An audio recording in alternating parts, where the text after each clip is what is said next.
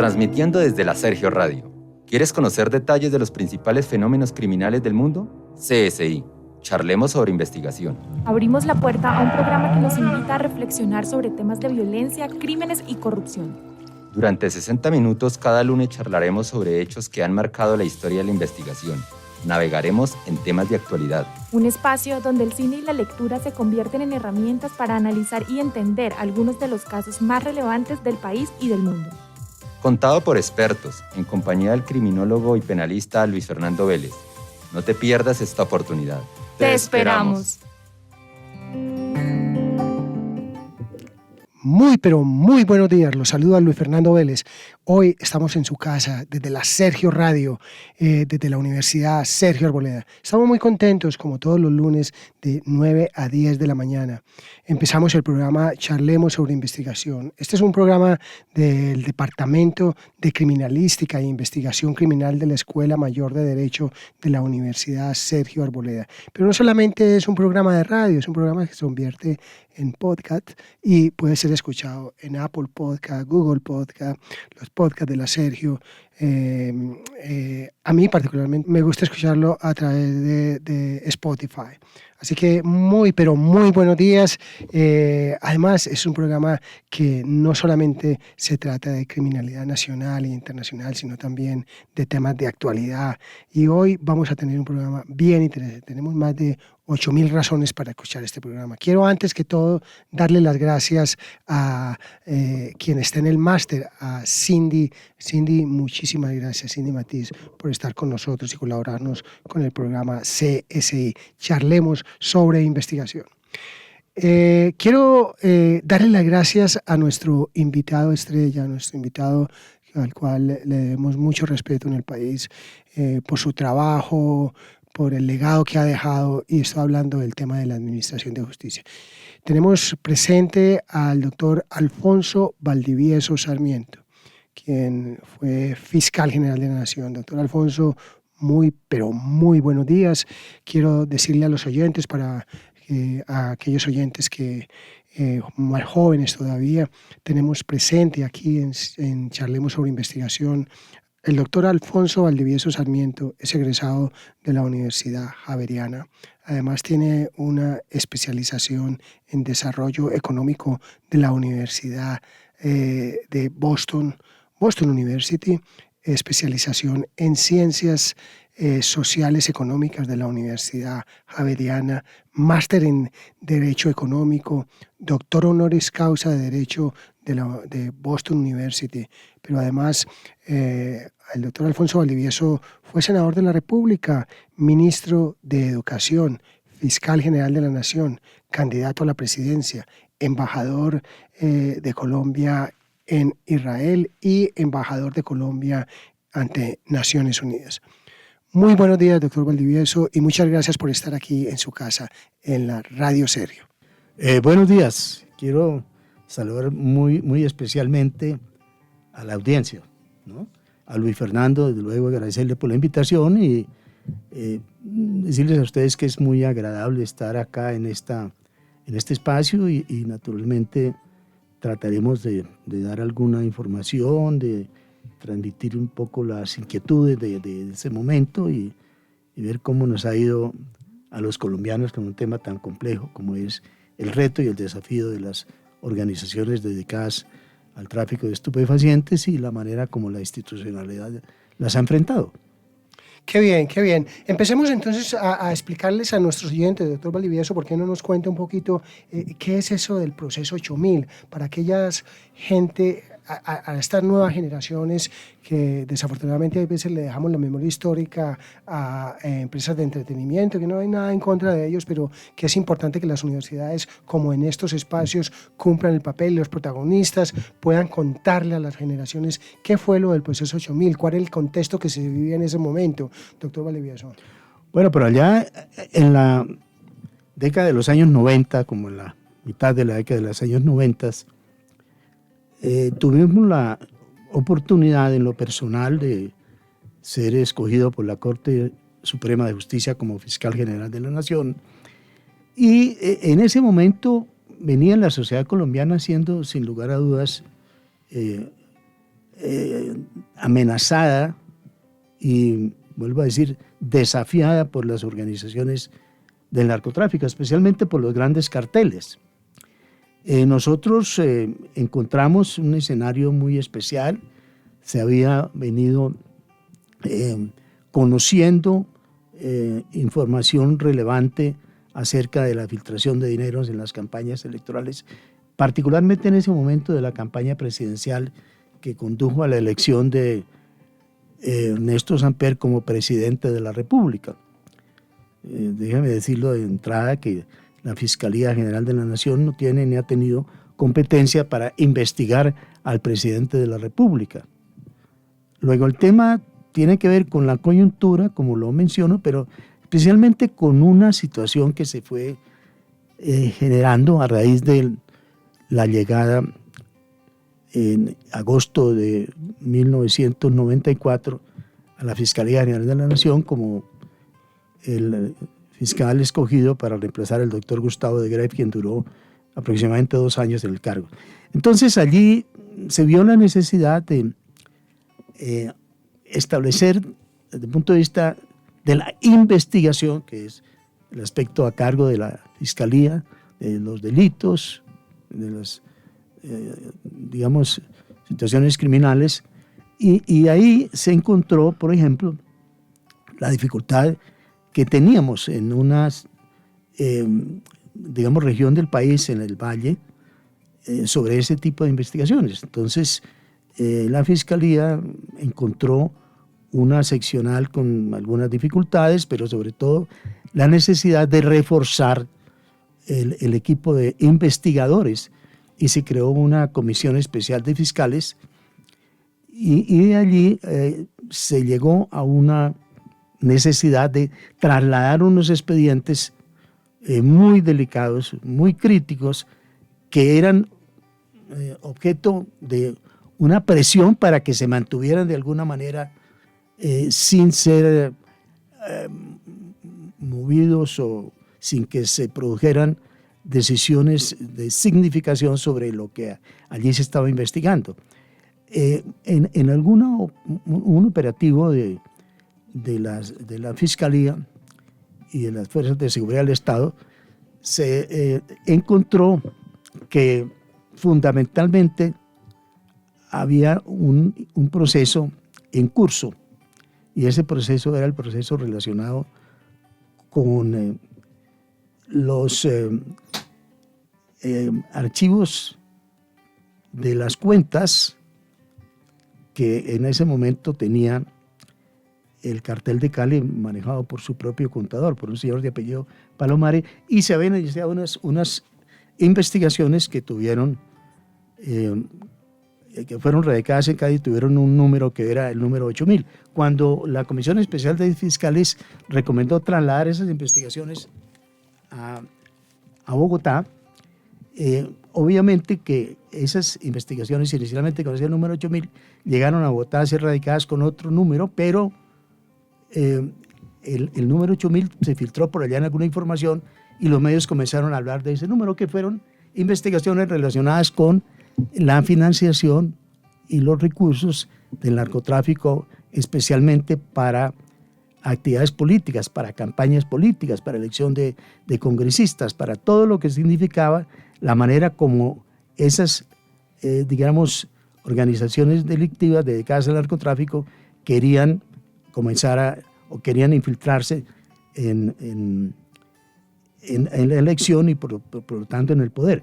Y eso dio lugar a que nosotros tuviéramos la posibilidad de manejar unos expedientes, pues a cargo de los investigadores desde luego y de los fiscales encargados, que tomaron esa denominación y que históricamente se ha conocido como el proceso 8000.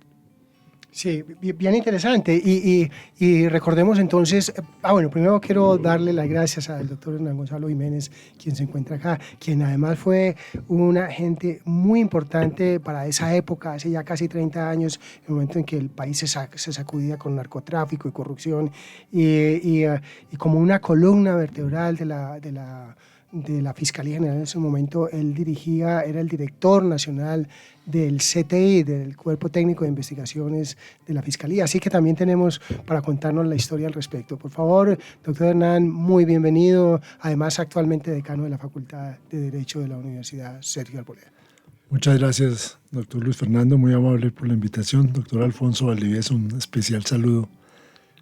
Gracias por estar acá en la Universidad Sergio Arboleda, contándole al país cómo fue ese proceso histórico tan importante que nos tocó vivir y el llamado que usted ya explicó, las razones por las cuales pasó a la historia como el proceso 8000. Claro, claro. Y quisiera para a los oyentes y ponerlos más en contexto, porque también existía el tema de los narcocassettes, ¿no? Que incluso vino con el presidente, en la época del presidente Gaviria, y que en ese momento estaba como fiscal general de la Nación, el primer fiscal, que fue Gustavo de Grey, ¿no?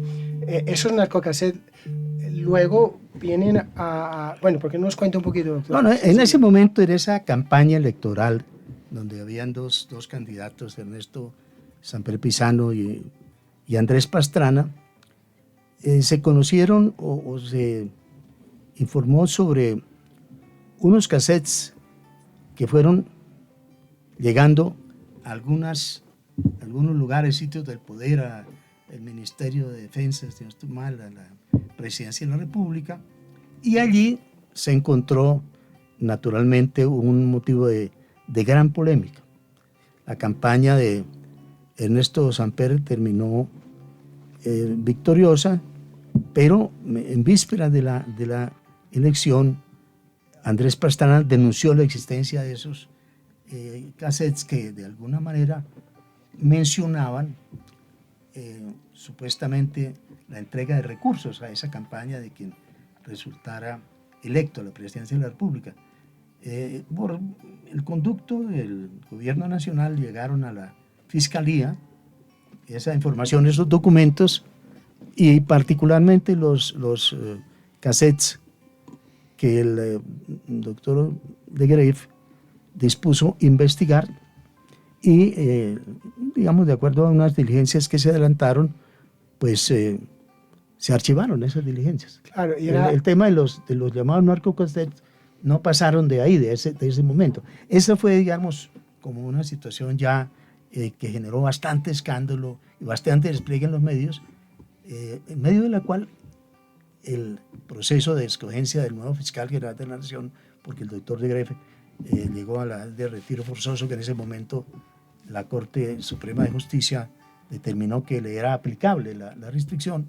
Entonces ahí se produjo la elección de un nuevo fiscal que recayó en mi nombre, y comenzamos estos temas, como ya les mencionaba, el tema del traslado de algunos expedientes muy sensibles a Bogotá para que se pudieran adelantar en condiciones mucho más, digamos, propicias, y no en toda esa situación tan álgida que existía allí en el Valle del Cauca, en Cali, y que dificultaba que se adelantaran las investigaciones. Entonces sí es un hecho relevante anterior a lo que se conoció como el proceso de 8000. Claro, que estaba involucrado Alberto Giraldo, que era un periodista de Cali, y que hablaba con los hermanos Rodríguez, mencionando la necesidad de apoyar la campaña en ese momento Ernesto Samper Pizano. Doctor Hernán, cuéntenos un poquito qué recuerda usted de esa época.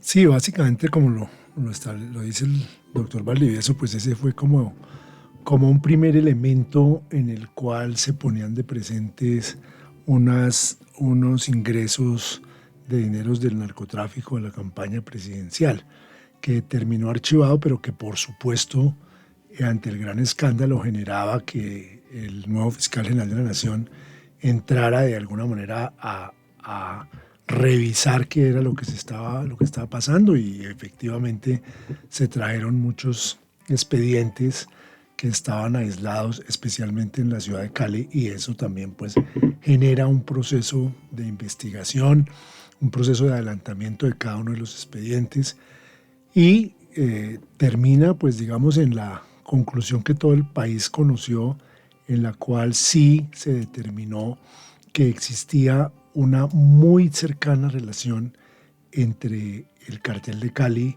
y la campaña presidencial y muchos políticos colombianos que acudían a los señores Rodríguez Orejuela para que les financiaran sus proyectos políticos, razón por la cual pues la Fiscalía le da traslado a la Sala Penal de la Corte Suprema de Justicia de los expedientes de los aforados, pues porque algunos senadores y representantes no eran competencia de la Fiscalía General, y la Corte Suprema inicia sus procesos de investigación contra esos políticos que puedan tener esos vínculos con el cartel de Cali, y a su vez la Fiscalía continúa con las investigaciones de las personas que no tenían el fuero, pero por su parte la Corte también comisiona a la Fiscalía, especialmente al Cuerpo Técnico de Investigación, para recaudar muchos elementos de prueba que les permitieran a ellos llegar a un convencimiento de si esas conductas habían ocurrido o no.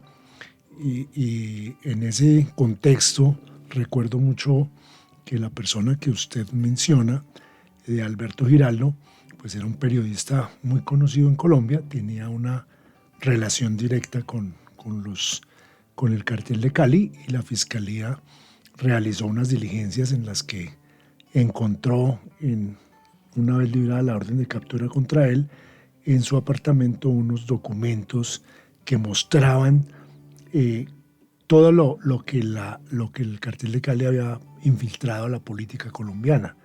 Y ese fue un documento base de la investigación que posteriormente pues generó la condena de esta persona.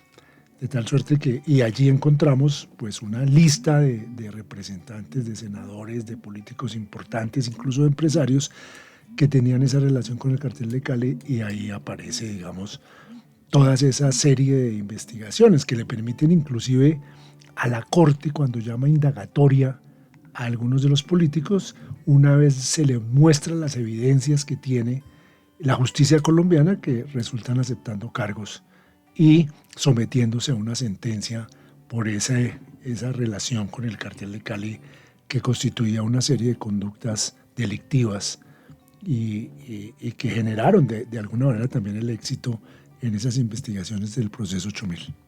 Claro, es bien interesante porque también, bueno, hablando de personajes importantes, para ese momento estaba Santiago Medina, ¿recuerdan? Santiago Medina, que era el tesorero de la campaña. Y una de las que más recuerdo y de alguna manera me duele muchísimo fue el hijo de uno de los hombres más importantes que ha tenido Colombia en el arte, Fernando Botero. Su hijo Fernando Botero era ministro en ese momento, fue el presidente de la campaña, entiendo yo. Cuéntenos un poco al respecto, doctor Valdivieso. Sí, el caso de todas maneras llegó a ese tipo de personas que podía investigar la Fiscalía, y uno de ellos el propio tesorero, que inclusive fue uno que terminó rindiendo una declaración que fue muy, digamos, en mi opinión, amplia y que permitió relacionar muchos elementos tendientes a establecer la responsabilidad que él podía tener, pero también de otras personas. El caso de Botero, que aparece mencionado, o por lo menos se insinúa su nombre en los narcocastets, también es, de luego, una persona que renuncia al Ministerio de Defensa y termina también siendo investigado y posteriormente pues condenado, ¿no? Sí. Además, pues, y luego, a raíz de otra investigación que inició la Fiscalía, él apareció también mezclando dinero de origen ilícito del narcotráfico con dineros de origen lícito, supuestamente en el escenario que en ese momento se planteaba, que era quedarse con algunos recursos el mismo, cosa que la Fiscalía planteó como hipótesis y que fue desde luego objeto de condenas. Pero lo interesante de todo esto es que además de todas esas investigaciones, de todos esos procesos, cuando ya la Comisión de Investigación y Acusaciones de la Cámara de Representantes, en donde se inició un proceso al presidente de la República, archivó esas investigaciones, la Fiscalía y particularmente en mi caso como fiscal general, presenta un denuncio elaborado de una manera, en mi opinión, muy sólido, ¿sí?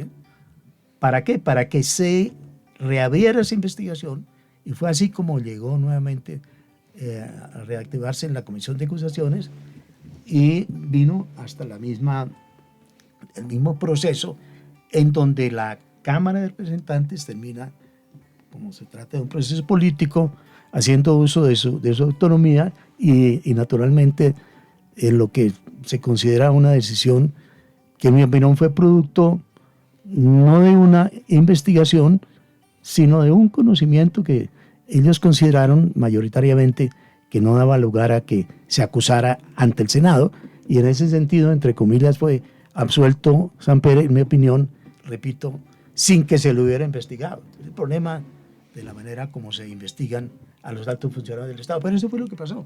Sí. Eso fue lo que pasó en la práctica. ¿No? Absuelto sin ser investigado. Resultaba muy, muy paradójico el tema, ya que habla el doctor Valdivieso del proceso en la Cámara de Representantes contra el presidente Ernesto Samper, que se presentó la denuncia muy sólida, con todos los elementos, con todas las evidencias, y políticamente resulta absuelto, y todos los demás condenados en ese tema, en ese episodio, estaban condenados por enriquecimiento ilícito a favor de terceros, y básicamente que el autor, el candidato de la campaña era Ernesto Samper, y resultaba hasta paradójico, como lo digo, que los que aceptaron cargos y fueron condenados porque aceptaron los cargos de haber aportado a esa campaña dineros producto del narcotráfico, y a quien le aportaron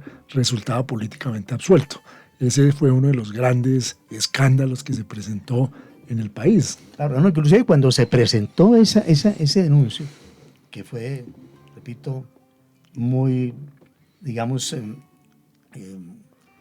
muy bien elaborado, muy bien estructurado, con todos los soportes, producto de unas investigaciones que adelantaron personas muy calificadas, y desde luego para la presentación, en este caso por parte mía como fiscal general de la Nación, inclusive de acuerdo a una de las facultades que expresamente consideraba o contemplaba expresamente en ese momento la Constitución. Ahora existe la misma posibilidad, pero naturalmente no de la forma tan explícita como existía en ese momento.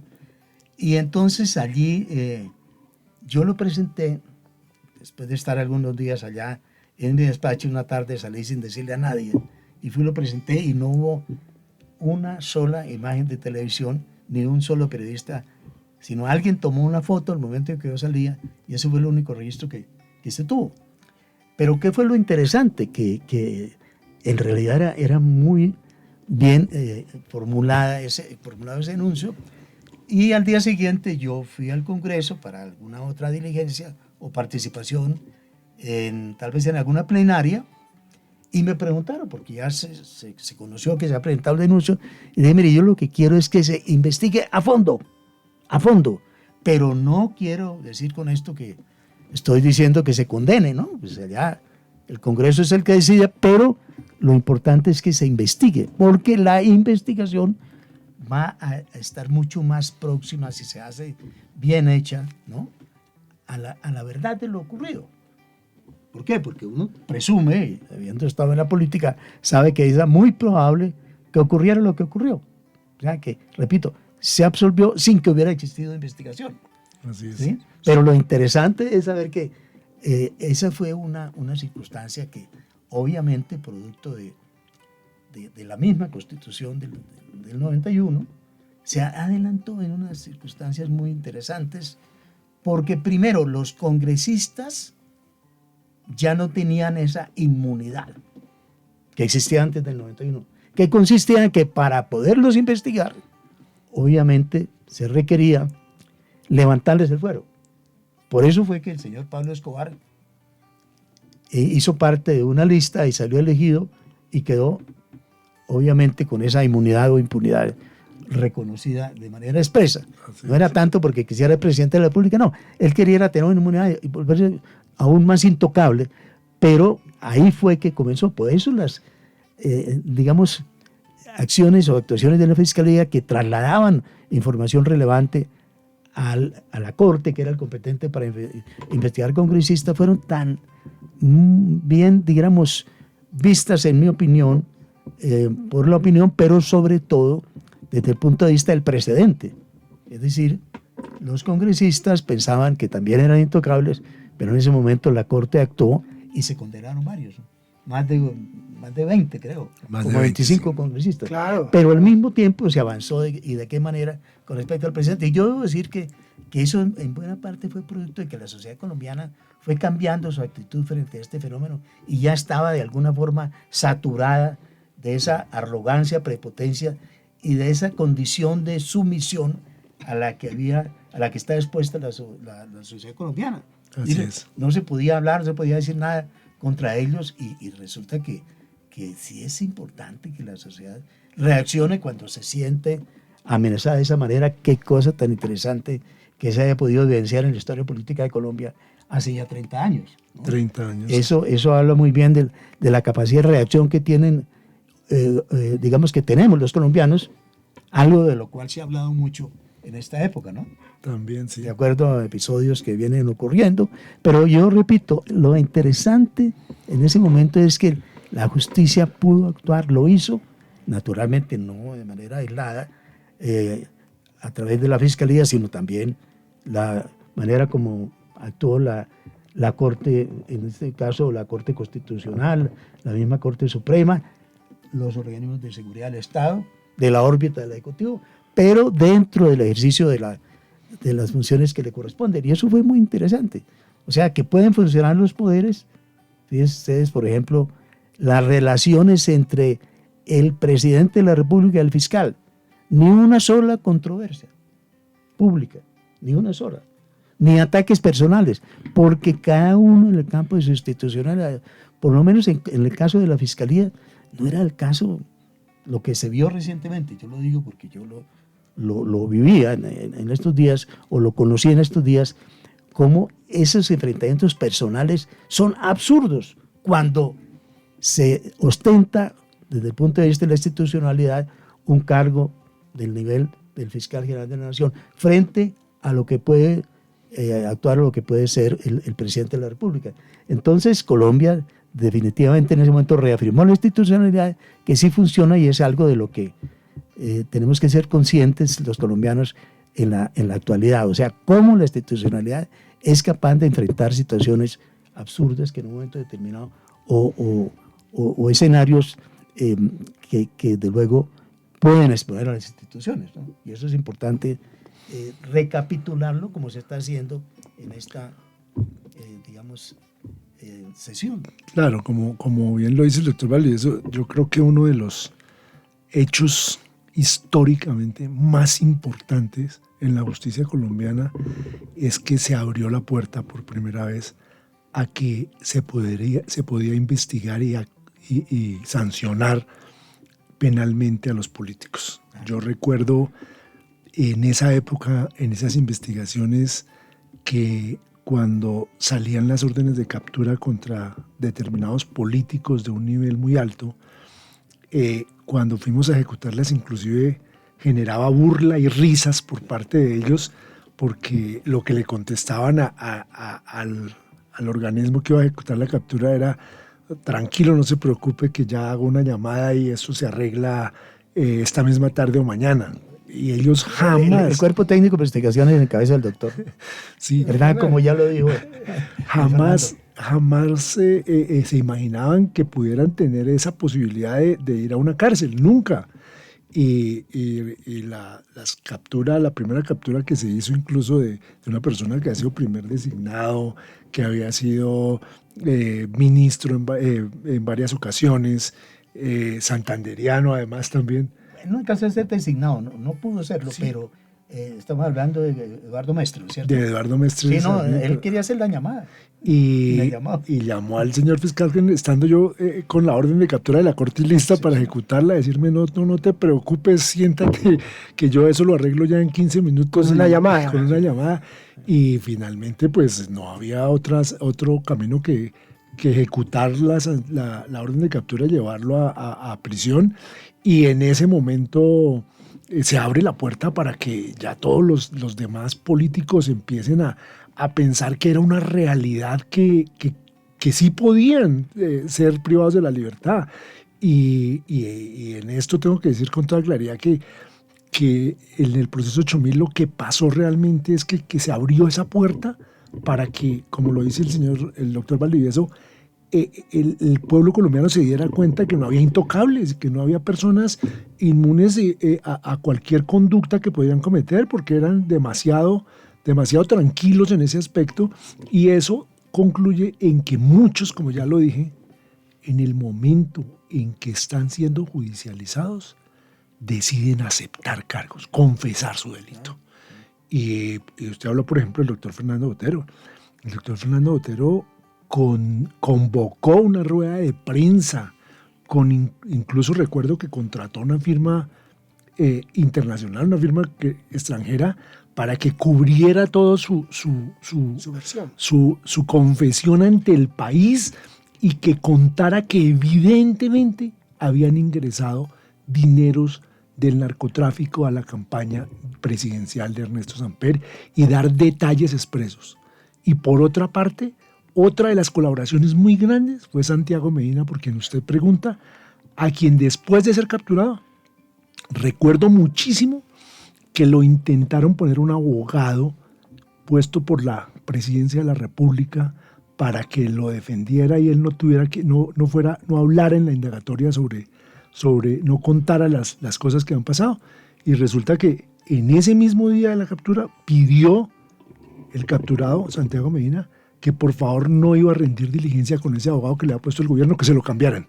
Y se lo cambiaron, y contó toda la verdad y entregó documentos y entregó evidencias de ese hecho de la infiltración del narcotráfico, particularmente el cartel de Cali, a la campaña de Ernesto Samper, y todos esos elementos de prueba, todas esas evidencias permitieron la condena de estas personas y fueron base fundamental de la denuncia que está diciendo el doctor Valdivieso contra el presidente, que finalmente políticamente fue absuelto.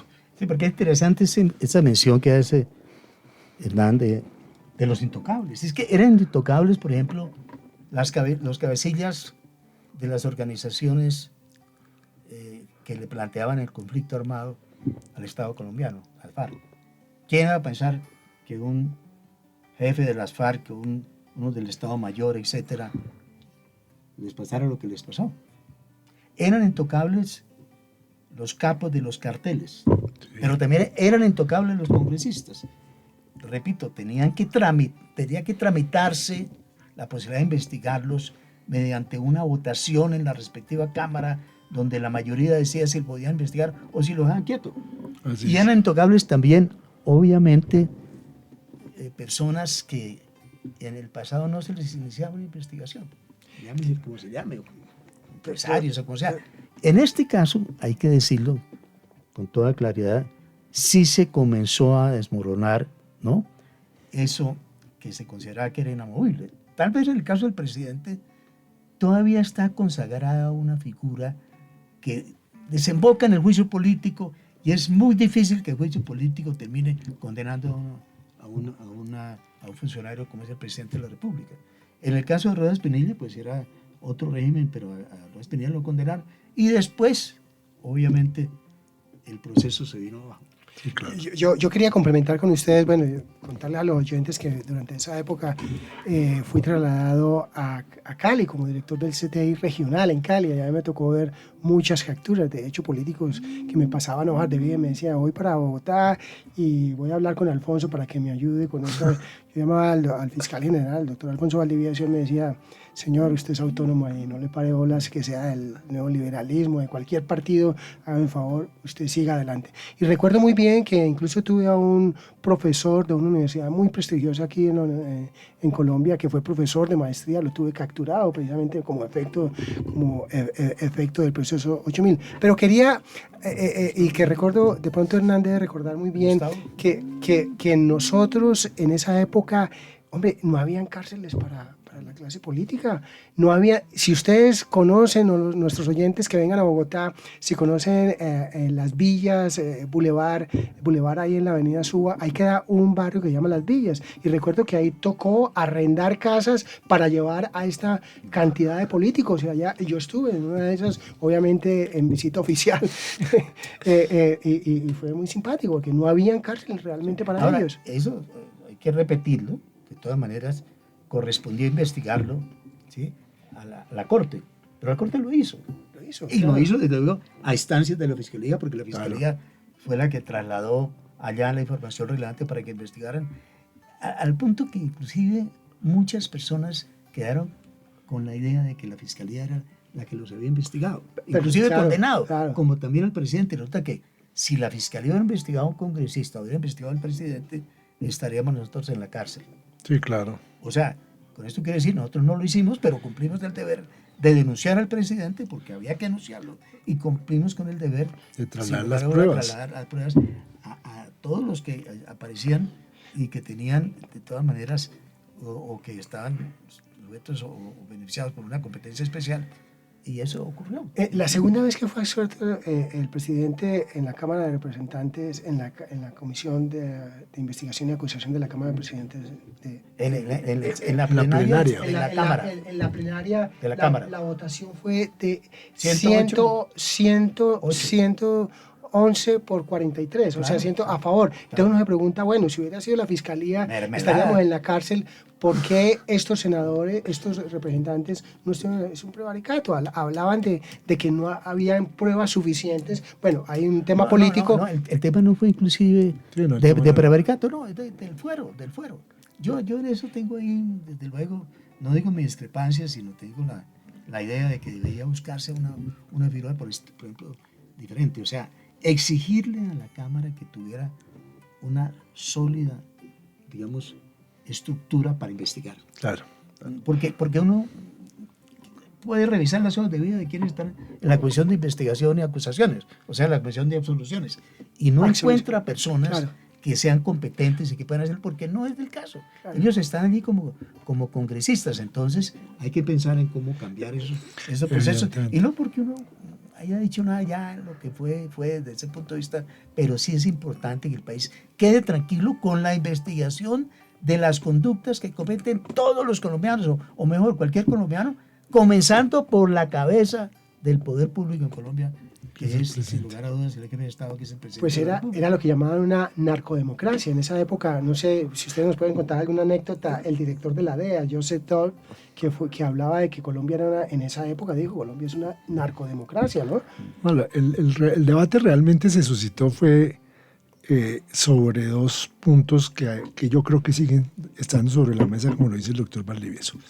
Una cosa es un proceso penal, una cosa es un juicio de carácter penal donde existen una serie de elementos, y lo que se suscitó allí fue que los congresistas, particularmente los miembros de la Cámara, no solamente la Comisión de Acusación, no tenían ninguna formación de carácter penal ni de investigación, y que por tanto el juicio que a ellos les correspondía no era un juicio de carácter judicial propiamente dicho, sino un juicio de carácter político. Y ese debate se dio durante esa época muchísimo, en lo que muchos de los senadores y representantes manifestaban que ellos no podían ir a tomar una decisión de carácter judicial porque no estaban preparados para ello, pero desde el punto de vista político se dio. Y ese debate fue lo que llevó a que muchos de los senadores y representantes no quisieran evaluar a fondo las evidencias que existían en ese caso, con ese argumento. Entonces, obviamente, cuando se presenta esta votación en el Congreso y está esa discusión, es que, oiga, ustedes pueden cometer un delito de prevaricato porque allí están todas las pruebas.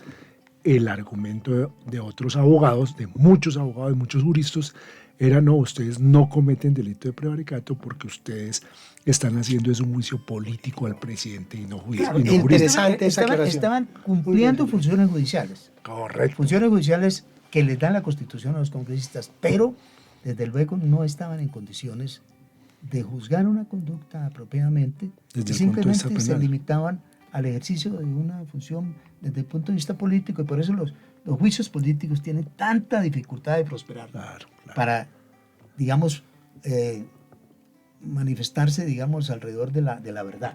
Es difícil obtener la verdad. Claro, claro. Y además es que el solo ejemplo, la evidencia de lo que sucedió es absolutamente clara. Hubo un momento en que un partido político completo que estaba convencido de que tenía que se reunieron políticamente, y quien presidía en ese momento la Cámara de Representantes y quien presidió la votación para ello, una persona que supuestamente había manifestado que existían todos los elementos, puso a consideración del Partido Liberal para votar cómo votaban en ese sentido. Rodrigo Rivera.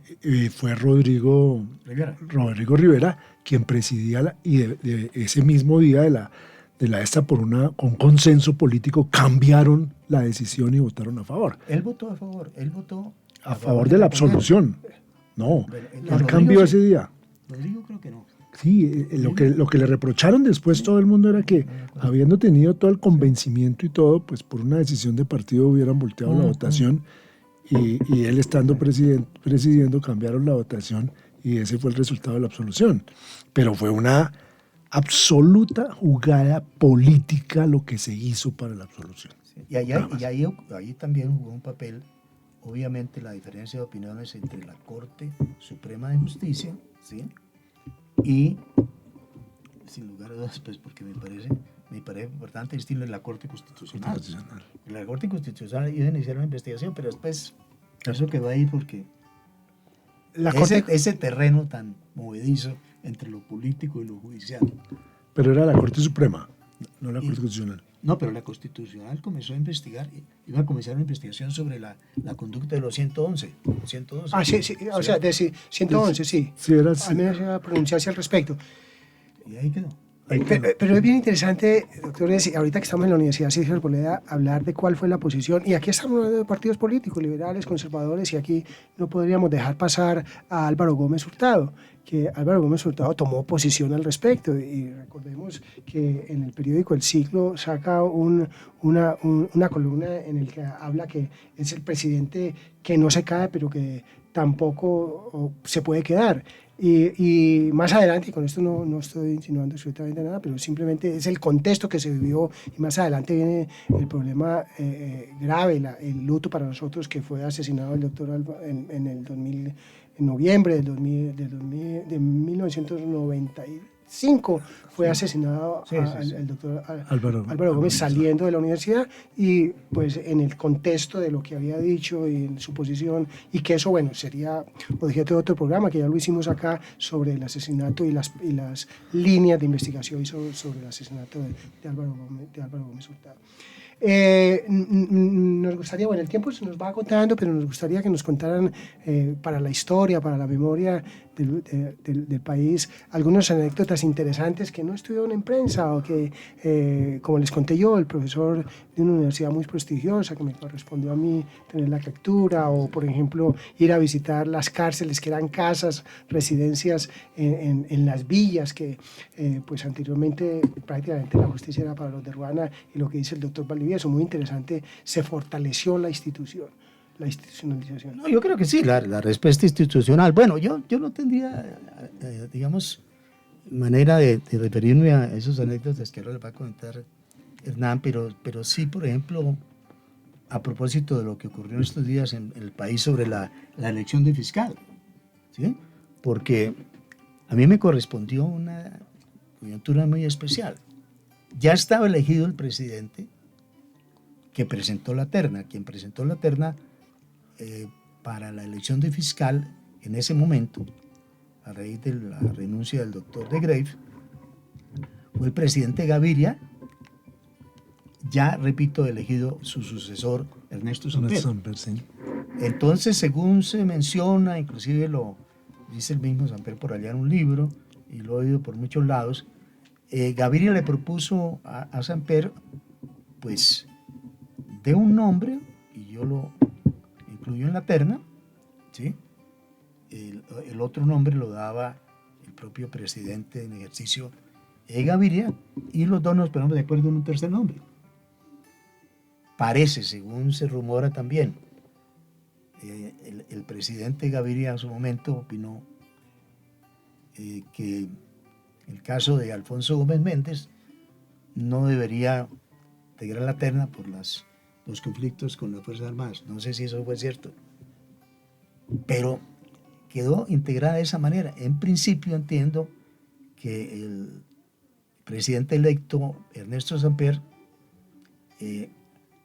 presentó el nombre de quien fue ministro de Justicia. Portocarrero. Esguerra. Esguerra Portocarrero. Sí, Esguerra. Presidente en ejercicio Gaviria, Arrieta, Carlos Gustavo Arrieta, que en el momento era procurador. Claro. Esguerra era decano de Derecho de la Javeriana, y entre los dos apareció mi nombre, que era el de Descarte.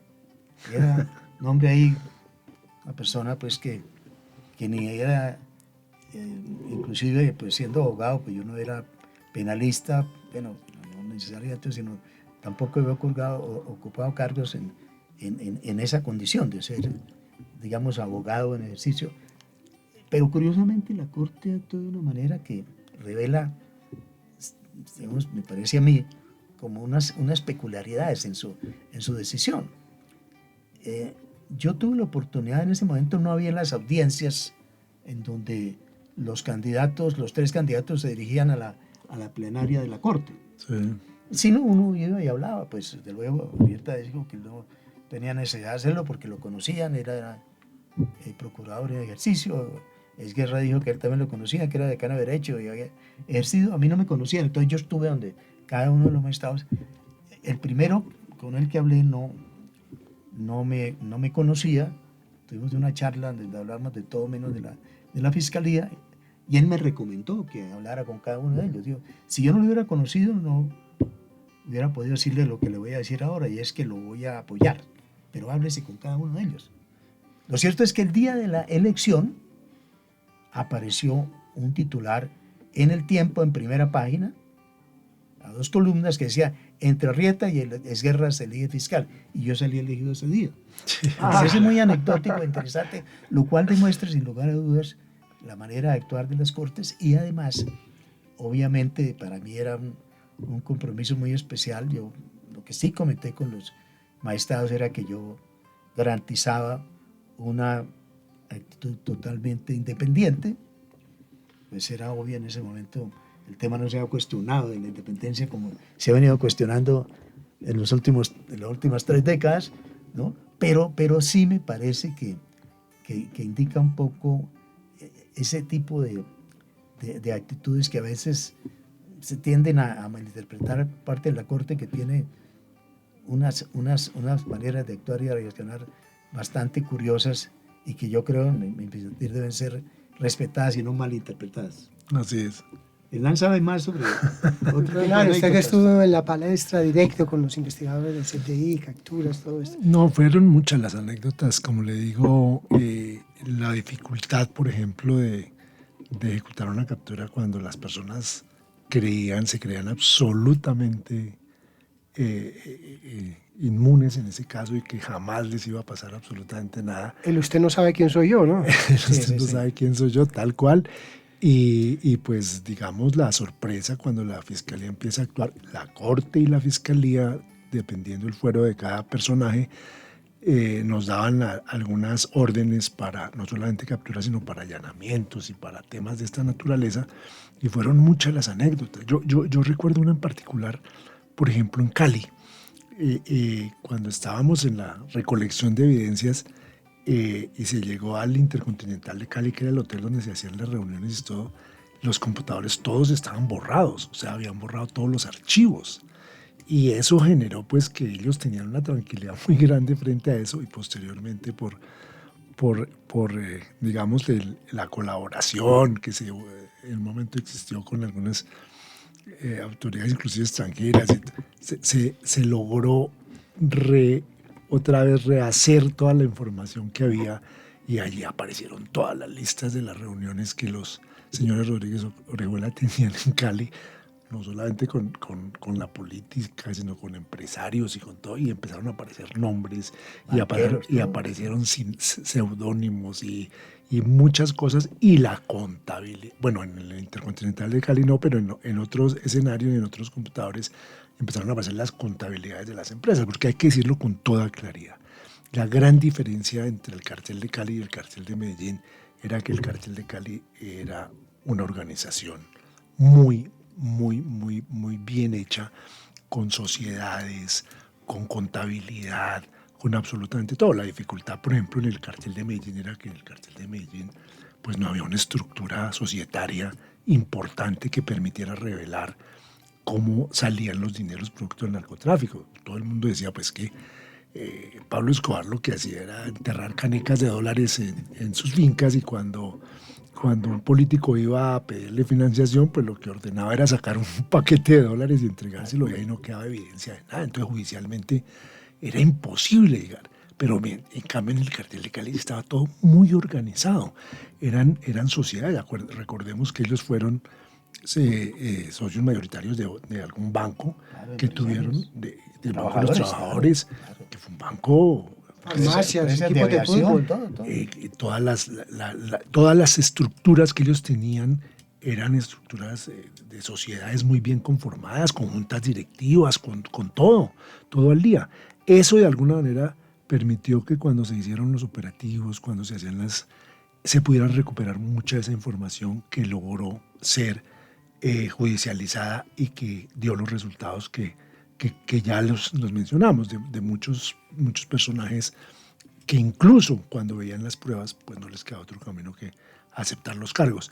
Mientras que seguramente faltó mucho por el tema de Medellín, porque allí no teníamos las evidencias de lo que pasaba, porque el modus operandi era distinto. Pero muchas anécdotas, el haber recaudado, por ejemplo, la información que tenía Alberto Giraldo, que era un periodista que escribía cada cosa. Recuerdo mucho que él en esos documentos mencionaba reuniones incluso de expresidentes de la República, donde habían recibido en algún restaurante algunos cheques del cartel, y mencionaba una cantidad de cosas que ocasionó que cuando se llevaron esos documentos al proceso, a la semana siguiente, como todo, en esa época también existían las filtraciones que hoy existen, pues se filtró ese documento y los medios de comunicación sacaron parte de ese documento. El periódico El Tiempo, El Espectador, mostraron todo, y eso generó inclusive amenazas muy grandes y denuncias del mismo Alberto Giraldo. Yo creo que a mí me denunció como 5 veces que porque yo le había vendido los documentos a los medios de comunicación, y una cantidad de cosas que se presentaban. Son anécdotas que se presentaban, pero era una situación difícil porque pues también nosotros teníamos, digamos, la angustia normal de los riesgos. Estábamos enfrentando a un cartel del narcotráfico que tenía vínculos con la clase política. Y esas investigaciones de los vínculos del narcotráfico, especialmente con la clase política, es lo que hacen que el proceso 8000 sea un proceso hoy todavía, digamos, recordado por los colombianos, frente a se pudo establecer una relación de carteles de la droga con política. Y ese, digamos, para mí es el aspecto más importante que ha logrado, como lo dijo el doctor Valdivieso, entender y que los ciudadanos entiendan que la institucionalidad está por encima de todos, inclusive de los políticos. Claro. Y sobre todo, diría, de los políticos. Entonces, eso le dio al país un aire distinto. Y hoy vemos, por ejemplo, en los diferentes escenarios, ya vemos con naturalidad. Desde esa época, antes no se veía, hoy vemos con naturalidad senadores privados de la libertad. El de Manizales, que falleció hace poquito y que estaba en la cárcel, vínculos de contratación, de corrupción. Hombre, hoy en día quien asume una aspiración al Senado o a la Cámara o a cualquier cargo de elección popular debe tener perfectamente claro que su conducta debe ser transparente o que puede terminar en la cárcel. Ahora, lo que pasa es que en la práctica ellos no actúan de esa manera. Ellos siguen pensando que son intocables. Así es. Ellos siguen pensando que son intocables y eso es lo grave, porque me parece a mí que a pesar de todas esas experiencias, todas esas tragedias que hemos vivido y esas realidades y esas condenas, ¿sí? Digamos, deseo por enriquecerse y por volverse todopoderosos y por utilizar el poder indebidamente para obtener más de lo que legítimamente deben obtener, que es una remuneración a cargo de su servicio, ¿sí? Pues no se conforma con eso, no se conforma con eso, pero me parece a mí que eso es lo que yo diría hay que rescatar en Colombia, o sea, la posibilidad de dignificar la política, en donde las personas lleguen a ejercer la política, que no es una actividad importante, es indispensable para una democracia, no a robar, ¿no? Sino lleguen a trabajar por el interés general, el interés colectivo. O sea, la corrupción, así como en su momento el narcotráfico, en su momento el paramilitarismo, en su momento, sin lugar a dudas, el tema del desafío de las organizaciones que plantearon conflictos armados, las guerrillas, está pendiente el desafío de la corrupción. Yo creo que es el más difícil porque los colombianos, en términos generales, nos hemos conformado con que la cultura de la corrupción, producto del narcotráfico y de todos esos crímenes anteriores, pues básicamente nadie la va a acabar, que va a seguir inclusive consolidándose. Y eso no lo podemos aceptar. Me parece que es la lucha que está por verse. Fíjense ahora lo que está pasando en el comienzo de este gobierno de cambio, pues hombre, que están repitiendo lo mismo y tal vez en peores condiciones, sí, de descaro, etcétera. Y yo creo que es importante que Colombia reflexione sobre que si se pudo demostrar que no son intocables los líderes de la guerrilla, los líderes del narcotráfico, ¿no? Y los líderes del paramilitarismo, tampoco son intocables los corruptos. Así es. Doctor Valdivieso, usted me hace recordar, y yo lo digo mucho en clase también, que en el tema del acuerdo de paz, por ejemplo, a mí me parece que uno de los puntos que faltó allí fue el punto de la corrupción. No se tuvo en cuenta otros temas interesantes, como por ejemplo el tema del narcotráfico, tierras y demás, pero el tema de corrupción debería haberse llevado a un nivel de acuerdo de paz, en mi opinión, obviamente. Pero lo que pasa es que eso, es decir, ahí sobran normas, sí, hay demasiadas, estatutos anticorrupción hay demasiados. Es un tema de comportamiento de la gente y eso requiere casi que de cultura, ¿no? La cultura, y que la gente inclusive dé el ejemplo claro de que se puede ser importante, se puede tener poder y todo, siendo transparente, ¿sí? Entonces es un tema más difícil, donde no hay una convicción de la sociedad de que hay algo malo en esa conducta de los corruptos, suficiente como para generar esa reacción como la que se alcanzó frente al narcotráfico, la se alcanzó frente a la cúpula de las guerrillas, todo lo que se hizo en su momento para mostrar a las FARC que ellos no podían seguir haciendo lo que están haciendo. El propio paramilitarismo. O sea, claro, hay consecuencias. Se queja mucho la gente en Colombia de que se acaba una negociación con un grupo subversivo y quedan residuos que se organizan de otra manera, como también el acuerdo que se hizo con las autodefensas. Sí. ¿En qué terminó? En el Clan del Golfo, que uno no sabe si es peor que las autodefensas, seguramente sí. Entonces, Colombia lo que tiene es que persistir en los esfuerzos para enfrentar esos grandes desafíos. Claro, y que exista una política criminal seria de fondo. Sí. Uno de los problemas graves que tenemos es eso. Todo el mundo habla aquí de corrupción y todas las personas ya tienen, digamos, en su imaginación que si se va a hacer una obra, esa obra va a costar el doble o el triple porque hay que dar mermelada, hay que robar plata. Y eso genera un problema cultural muy, muy, muy delicado. Y mientras no haya una política seria en el tema de contra la corrupción, porque lo que acaba de decir el doctor Valdivieso, normas las tenemos todas, es decir, ya no nos cabe un artículo más en los temas de delitos contra la administración pública, de enriquecimiento ilícito. Ya tenemos un tema en el Código Penal de corrupción privada. Tenemos todas las normas. el problema no es ese, el problema es más de tipo cultural, más de tipo que la gente entienda que ocupar un cargo público, que manejar recursos públicos es un tema delicado y es un tema que realmente corresponda a un muy buen cuidado de esos recursos. Pero, ¿qué piensa el pueblo colombiano hoy? Es que una persona aspira a ser concejal y concejal de un pueblo vale la campaña 500 millones de pesos. Claro. Y resulta que sumado el salario del término que va a hacer no le suma más de 200. Entonces, ¿cómo le invierto yo 500 o 600 millones en los municipios pequeños? Estamos hablando de cifras en las grandes ciudades de más de 1.000 y 2.000 millones y 3.000 millones de pesos una campaña para solamente irse a ganar, a trabajar, a dedicar su tiempo y durante todo el tiempo no recoger sino 500, 600 millones de su salario.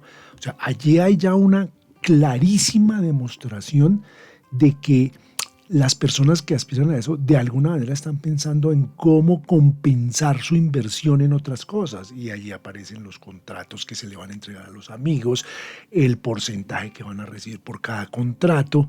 Ahí aparece una evidencia clarísima del modelo de corrupción colombiano que tenemos que necesariamente llegar a atacar y llegar a concientizar a la gente de que eso es un delito muy grave y que yo no puedo demostrar en una campaña que invertí una cantidad de plata cuando no tengo ninguna posibilidad de recuperarla en esas condiciones.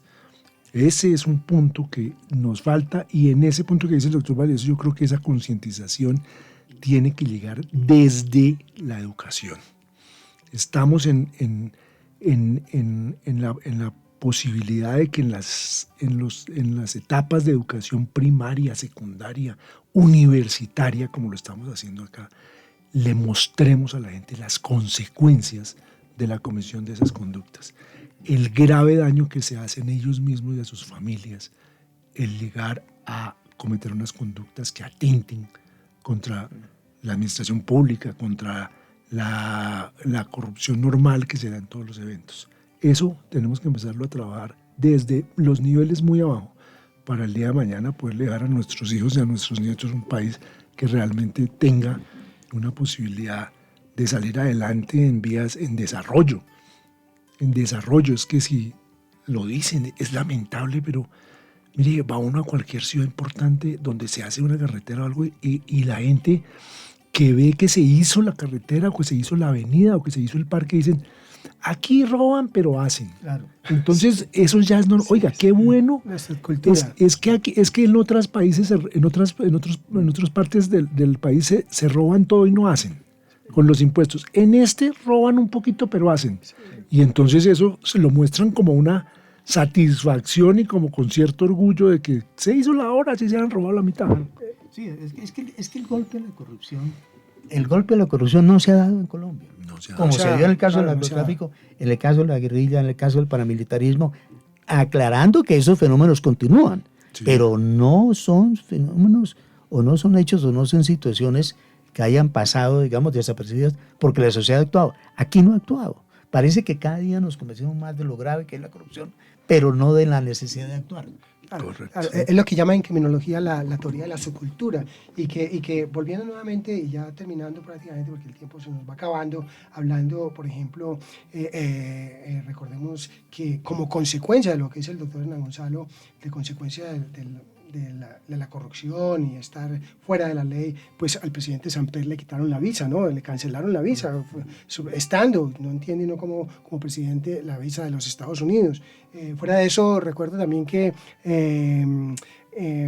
la Iglesia Católica le menciona al presidente Samper y le dice, hombre, eso es como si le entrara, como símbolo de la corrupción, el elefante, como si le entrara un elefante a la sala de su casa y usted no se diera cuenta. Está en discusión, dicen son $5 millones, no sé ustedes qué podrían concretar en este sentido. Y también me gusta lo que dice el doctor Hernán Gonzalo cuando habla que hay una clara diferencia entre el cartel de Cali y el cartel de Medellín. Eso lo veía uno en los allanamientos en Cali. Los allanamientos en Cali lo recibían a uno con tinto, con agua aromática, que se le ofrece tal cosa, y al momento estaban 3, 4, 5, 10 abogados, contadores listos para atendernos, pues, obviamente como una estrategia. Y recuerdo como anécdota aquí, pues quiero contarles a los oyentes, que de hecho también lo tengo en el libro, que tengo la oportunidad para darle las gracias al doctor Alfonso Valdivieso, quien hizo el prólogo del libro Historia y Camino a la Regularización de las Drogas Ilícitas, en donde cuento muchas de las anécdotas. Y cuando se hizo la captura de Miguel Rodríguez Orejuela,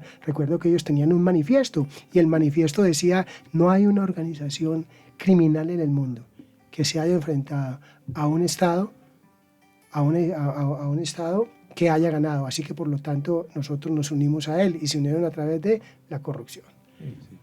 Yo le quiero contar una anécdota, ya que me habló de anécdotas de la captura de Gilberto Rodríguez. Capturan a Gilberto Rodríguez la policía y llaman a la fiscalía pues para hacer todo el proceso de entrega, digamos, a la justicia.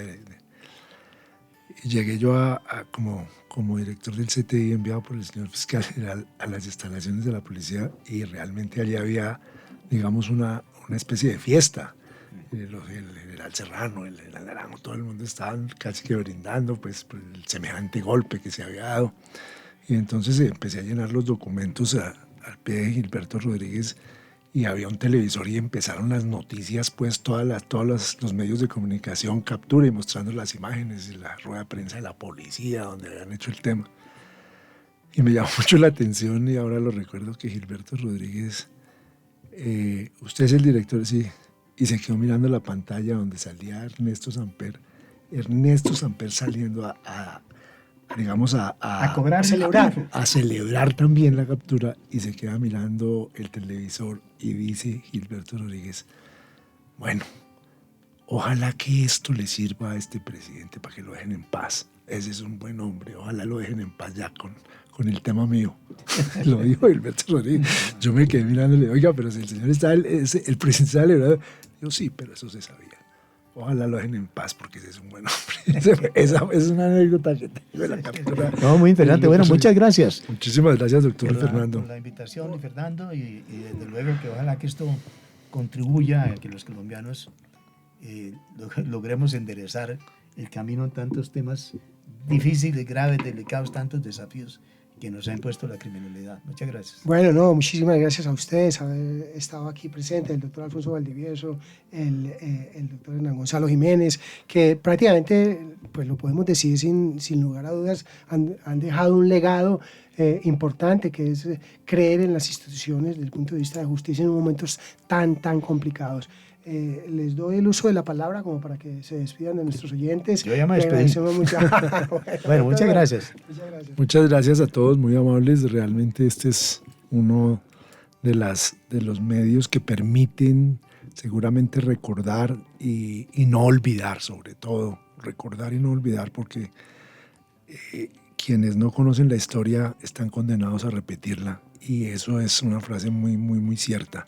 Así es de que ya hemos pasado por unos procesos muy difíciles en Colombia, un país muy violento donde ha venido siendo manejado por una clase política que pensaban que jamás podían ser sancionados. Hoy en día dimos ese ejemplo del proceso 8000, hubo otro ejemplo de la parapolítica, de la guerrilla, de muchos que nos tienen que servir como antecedentes y como ejemplos para contarle a nuestros jóvenes, a las personas que en el futuro van a manejar este país, que hay formas, como lo hacen otros gobiernos en otros países, de hacer las cosas bien, de crecer y darle calidad de vida y tranquilidad a la ciudadanía. Muchísimas gracias por la invitación, doctor Luis Fernando. No, muchísimas gracias a todos ustedes. Entonces, hemos llegado pues al final de esta emisión. Les habló Luis Fernando Vélez Gutiérrez.